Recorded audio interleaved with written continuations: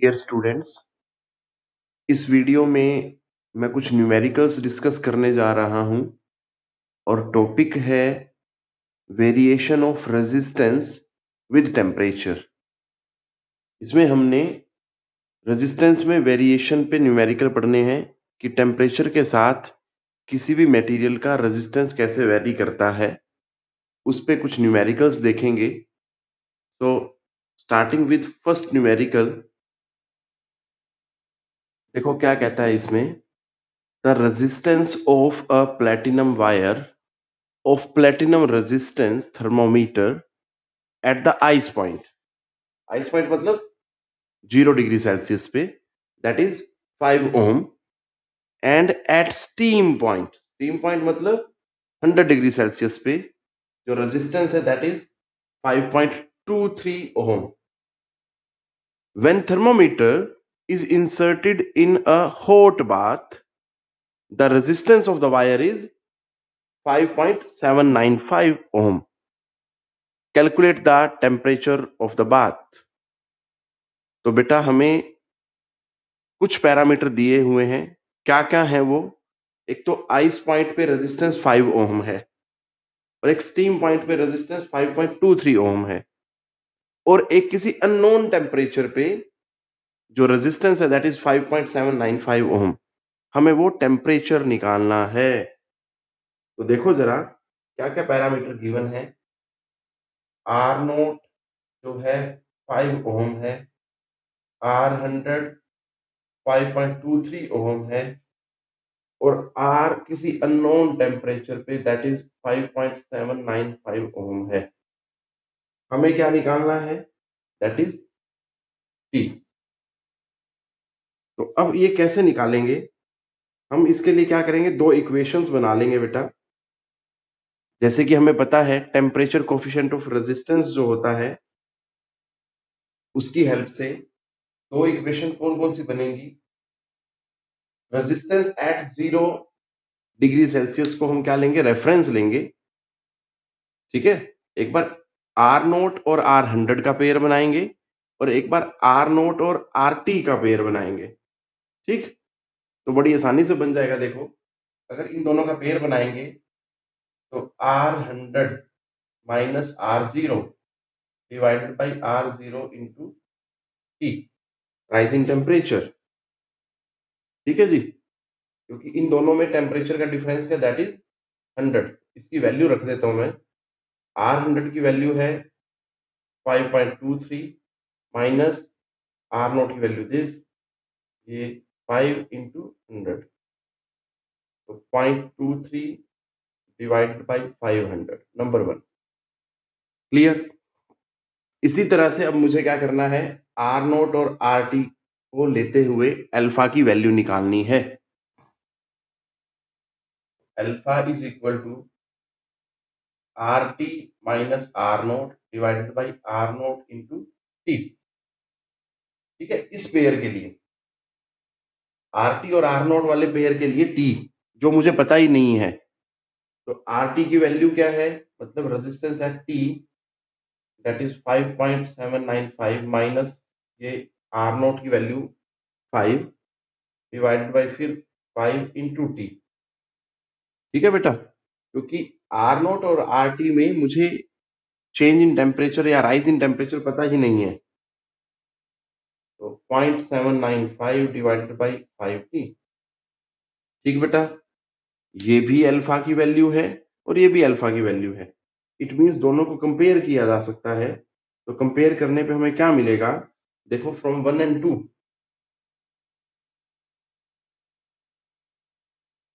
0.23 divided by 500t is equal to 0.795 divided by 5t। दोनों को cross multiply करके solve करेंगे अगर, तो क्या मिलता है हमें आंसर, टेम्परेचर की वैल्यू मिल जाएगी जो हॉट बाथ का टेम्परेचर है। तो temperature is equal to come out to be 345.65 degree Celsius. तो this is temperature of hot bath जो हमसे पूछा गया था। इस तरह से हमने पेयर बना के टेम्परेचर कोफिशिएंट ऑफ रेजिस्टेंस की हेल्प से टेम्परेचर निकाल लिया। So moving towards the second numerical on the same topic. So second numerical में क्या है बेटा, देखो, the heating element of an electric toaster is of nichrome. When a small current passes through it at room temperature 27 degrees Celsius, its resistance is 75.3 ohm. मतलब इतने temperature पे resistance इतना है। When toaster is connected to a 230 volt supply, current settles after a few seconds to a steady value of 2.68 ampere. मतलब जब इतनी voltage apply की तो इतना करंट सेटल हो जाता है after few seconds. What is the steady temperature of nichrome element? मतलब मुझे पहले तो जो दिया हुआ है वो सिर्फ 27 डिग्री सेल्सियस पे इतना रेजिस्टेंस दिया हुआ है। उसके बाद हाइयर टेम्परेचर के लिए ना तो रेजिस्टेंस दिया हुआ ना ही वो टेम्परेचर दिया हुआ, बट उसका क्वेश्चन है what is the steady temperature, मतलब मुझे वो हाइयर टेम्परेचर निकालना है, क्योंकि करंट फ्लो होगा तो टेम्परेचर है ऑब्वियसली बढ़ेगा। तो पहले मैं ये दो वैल्यू से जो है रेजिस्टेंस निकालूंगा और फिर टेम्परेचर कोफिशिएंट ऑफ रेजिस्टेंस के फॉर्मूला से टेम्परेचर निकाल लूंगा। सो कैसे करना है देखो जरा।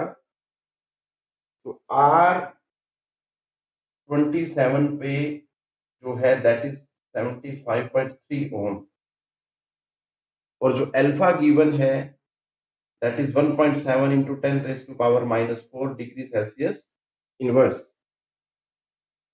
और क्या क्या गिवन है, that is V is equal to 230 volt, और जो I है दैट इज 2.68 एम्पियर। ये सारी चीजें हमें गिवन है।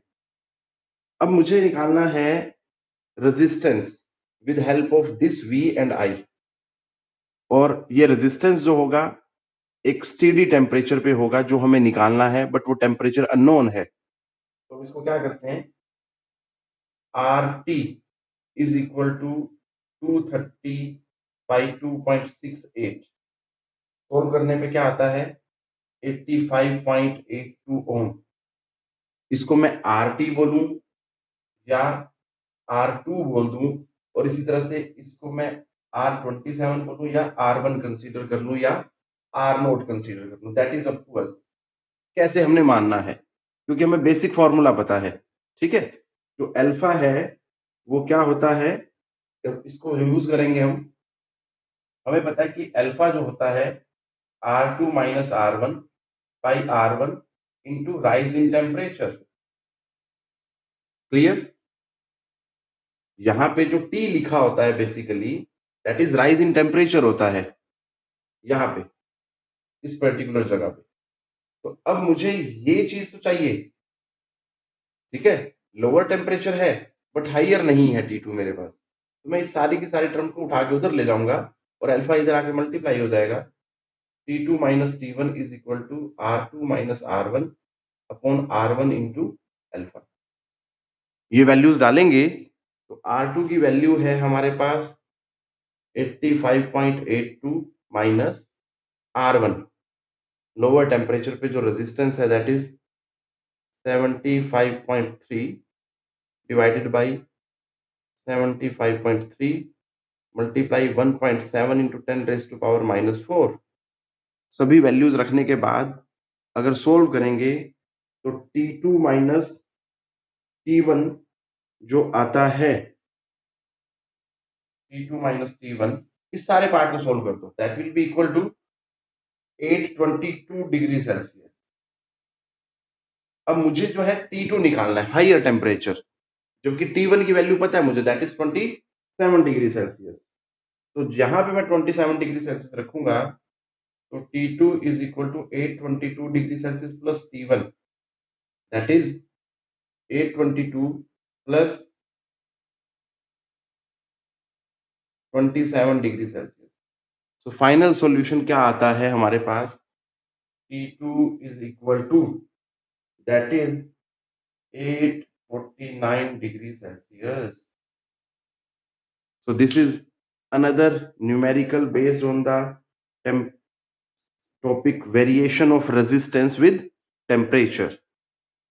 So we will be having this type of numericals. मैंने आपको दो न्यूमेरिकल करके समझाने की कोशिश की कि इस पर्टिकुलर टॉपिक पे किस किस तरह से न्यूमेरिकल पूछ सकता है। तो सिंपल एक ही फॉर्मूला अप्लाई हो रहा है यहाँ पे, that is for alpha is equal to R T minus R nought divided by R nought into T. But याद रखना है कि वो जो टी होता है that is for rise in temperature या चेंज इन टेम्परेचर के लिए होता है। So that is all which I wanted to discuss in this video.